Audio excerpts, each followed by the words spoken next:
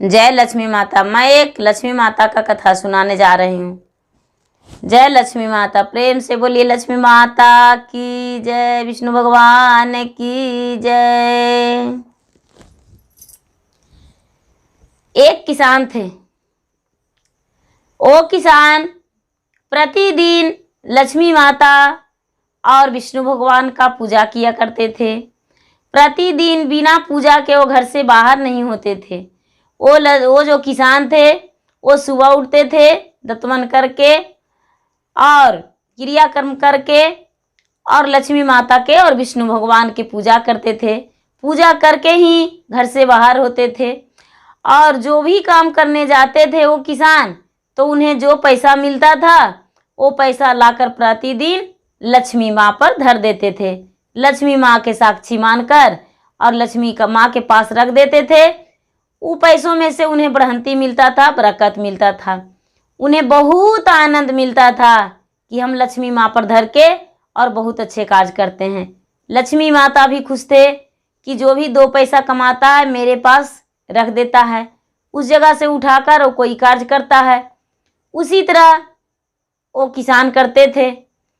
उनका दो बेटे और दो बहू थी। तो जब तक बड़ी बहू रही तब तक उनका कोई पैसा वहाँ से चोरी नहीं हुआ। लेकिन जब छोटी बहू आ गई किसान का, तो वहाँ से वो किसान देखने लगे कि मेरा पैसा चोरी हो जाता है। किस कारण मेरा पैसा कैसे चोरी हो जाता है, मेरा पैसा कहाँ चला जाता है। यहाँ रखते हैं पैसा कुछ और हो जाता है कुछ। अच्छा देखेंगे कहाँ जाता है पैसा। वो जो किसान थे वो देखने लगे कि मेरा पैसा कौन चोरी करता है।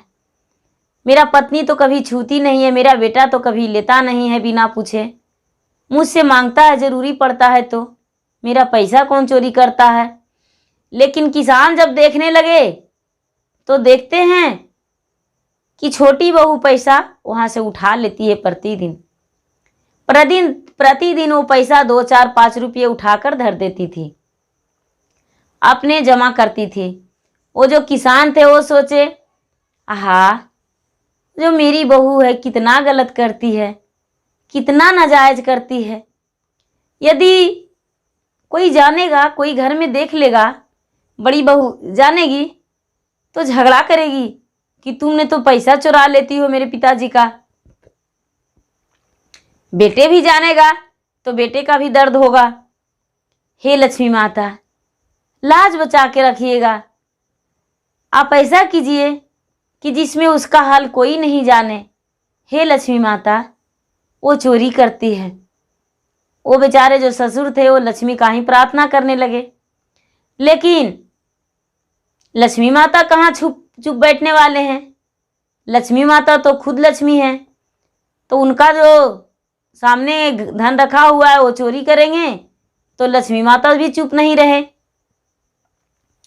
ये तो प्रतिदिन किसान काम करने जाते थे।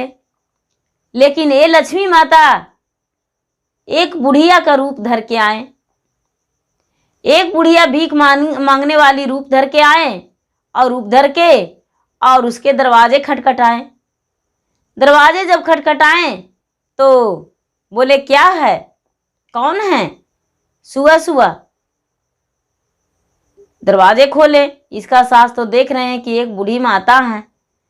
ये बोले कि बेटी हमें नींद लग रहा है, हमें सोने का जगह दे दो।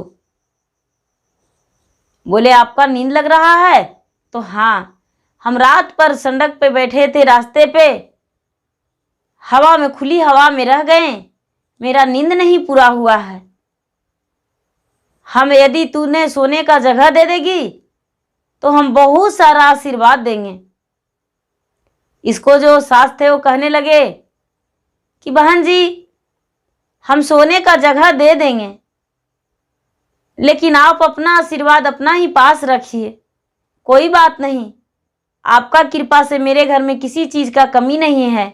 लक्ष्मी माता का कृपा से सब कुछ है मेरा घर में। आप आइए और मेरे घर में सो जाइए।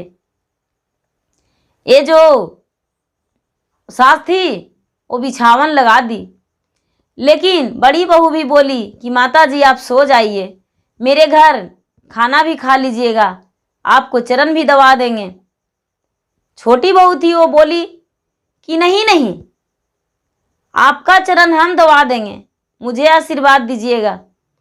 लेकिन क्या आशीर्वाद दीजिएगा वो पहले बता दीजिए। बोले कि हम सुहागन रहने का आशीर्वाद देंगे और जो भी धन रहेगा उसको दुगनी होने का आशीर्वाद देंगे।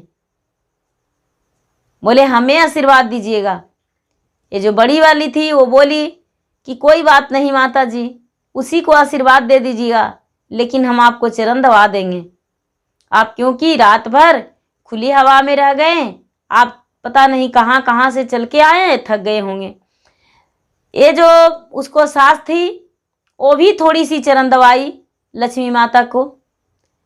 जो बड़ी वाली बहू थी वो भी चरण दबाई। इसे तो पता नहीं था किसी का कि ये लक्ष्मी माता हैं, वो भी चरण दबाई। जो छोटी वाली थी वो बोली आप लोग दबा दीजिए चरण, हम भोजन बनाते हैं, भोजन बना के इन्हें भोजन करा देंगे। ये छोटी वाली भोजन बनाने लगी। लक्ष्मी माता सो गए। जब लक्ष्मी माता सो गई, इसे लगा कि लक्ष्मी माता सो गई, उसके तो पता नहीं चलेगा कि कौन मेरा चरण दबाया, कौन नहीं दबाया, कौन मेरा सेवा किया। ये जो बड़ी वाली बहू थी वो चरण दबाई और चरण दबाकर और लक्ष्मी माता को नींद सा लग गया तो हट गई। और हट के और क्या की कि झट झट 16 श्रृंगार लाई, नए नए वस्त्र लाई और सोचने लगी कि इसके पास नहीं कुछ है, तब तो खुली हवा में रह गई, हम इसको स्नान करके और पूरा 16 श्रृंगार कर देंगे। क्या होगा, ये कोई भी तो हैं, तो मनुष्य ही हैं। जब लक्ष्मी माता का नींद खुला तो कहने लगे बड़ी बहू कि माता जी आप स्नान कर लीजिए, आप स्नान कर लीजिए, और मेरे पास तो खैर महंगी साड़ी नहीं है, जो हम पहनते हैं वही है, लेकिन आपके लिए हम एक नए वस्त्र दे रहे हैं, आपको हम दान कर रहे हैं, उस वस्त्र को आप पहन लीजिए। ये जो लक्ष्मी माता थे वो बड़े खुश हो गए और खुश होकर और स्नान कर लिए उनके घर में, उनकी शान के घर में, और स्नान करके और उस वस्त्र दिए हुए पहन लिए। ये जो किसान की बड़ी बहू थी वो लक्ष्मी माता के, बूढ़ी माता कहिए या लक्ष्मी माता कहिए, वो तो अनजान में तो एक बूढ़ी माता समझ रही थी। तो इन्हें क्या की कि बाल झाड़ दी, सिंदूर लगा दी, बिंदी लगा दी, हाथ रांग दी, पैर रांग दी, सारा श्रृंगार कर दी, 16 श्रृंगार कर दी। और 16 श्रृंगार कर दी बड़ी बहू, और 16 श्रृंगार करके और कहने लगी कि माता आपका तो रूप जैसे लग रहा है कि लक्ष्मी माँ का रूप है, स्वयं मेरे घर लक्ष्मी आ गए हैं उठकर, आपका रूप कितना सुंदर लग रहा है, बहुत अच्छा लग रहा है। ऐसा कहकर और उन्हें सजा दी। लक्ष्मी माता मुस्कुरा गए, लक्ष्मी माता मुस्कुरा गए। और जो छोटी बहू थी वो जो आकर झूठ बोल दी, कहने लगी कि आप क्या कर रहे हैं, आपका तो हम चरण दबाएं तो आप सो गए, आप तो मेरे लिए ढेर सारी आशीर्वाद रखे हुए हैं ना। ये जो लक्ष्मी माता थे, बूढ़ी माता, वो बोले हाँ बेटिया, आपको लिए हम बहुत सारा आशीर्वाद रखे हैं, तुम्हारे लिए हम बहुत सारे आशीर्वाद रखे हैं। ठीक है। ये बोले हाँ आपका हम बहुत देर चरण दबाए, आप तो सो गए चरण दबाते दबाते, लेकिन थोड़ा सा उनका चरण छुई थी भी नहीं।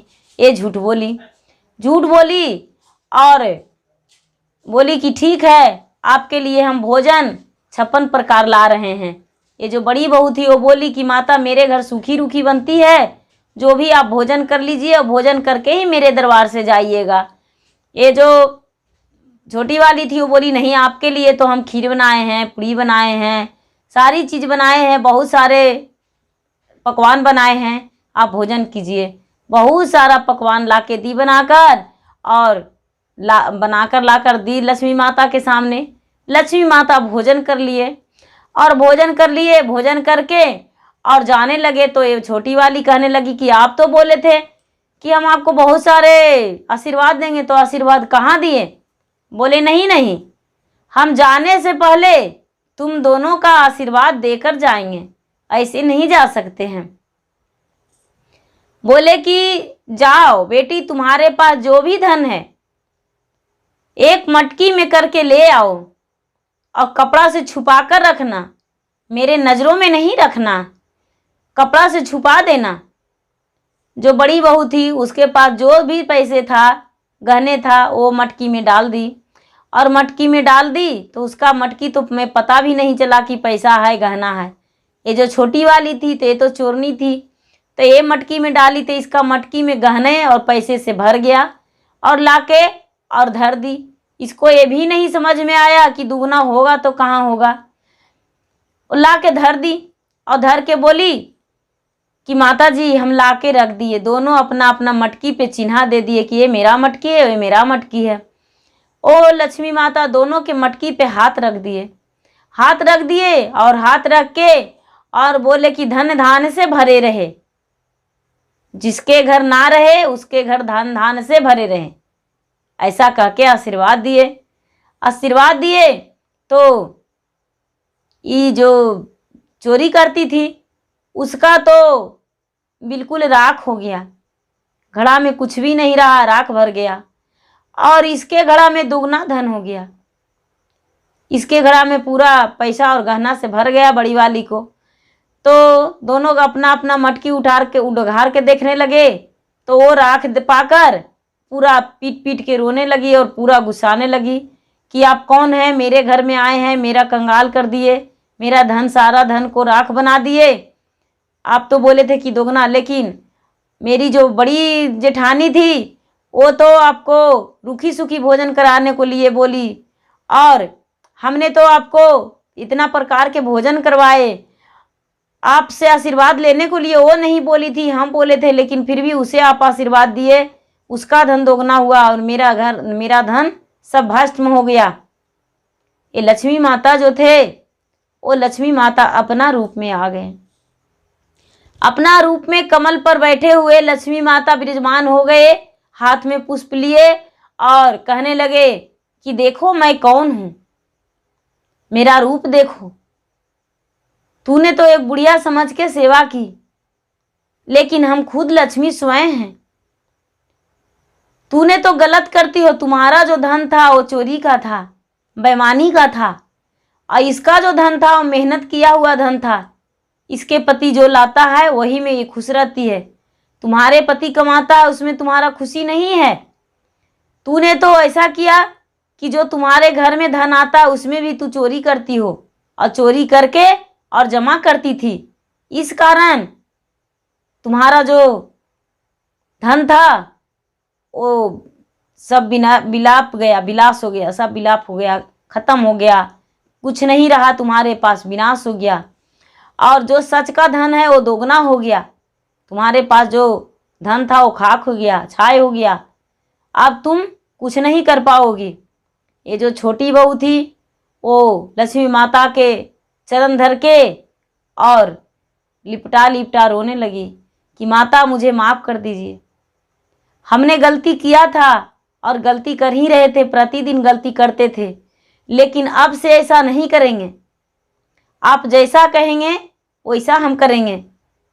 लक्ष्मी माता बोले तुम्हारे घर में भी लक्ष्मी हो जाएंगे अब से, और अबरी जब आएंगे अबरी साल में तब तुम्हारा भी धन दोगुना कर देंगे, लेकिन मेहनत से कमा के और धन जमा करना, उस धन को हम दोगुना कर देंगे, तुम्हारे पास भी किसी चीज़ का कमी नहीं होगा। वो जो छोटी वाली थी उस दिन से उसको पति जो भी देते थे उस पैसे को संभाल के रखती थी और अच्छे से रखती थी और चोरी करना छोड़ दी, चोरी करना छोड़ दी और संभाल के रखने लगी। इस बात का इसके ससुर को जो पता चला तो बहुत खुश हो गए कि लक्ष्मी माता मेरे घर में स्वयं आए और मेरे बहुओं को सुधार कर चले गए, और मेरे बड़ी बहू का धन दोगुना हो गया और छोटी वाली का धन बिल्कुल नष्ट हो गया, सब राख बन गया, क्योंकि छोटी बहू ही मेरा धन चुराती थी, इस कारण छोटी बहू का धन राख हो गया। और जब 1 साल बीत गया तो वो जो छोटी वाली बहू थी वो संभाल संभाल के रखते आई और फिर से लक्ष्मी माता प्रकट हो गए और लक्ष्मी माता इसका धन पे इसका धन पे दोनों का धन पे हाथ रखे और दोनों का धन दोगुना होने लगा। और सही ईमान से कमाए हुए धन में बरकती मिलती है, जो ईमान से नहीं कमाती है उसका धन में बरकती कभी नहीं मिलती है। जय लक्ष्मी माता।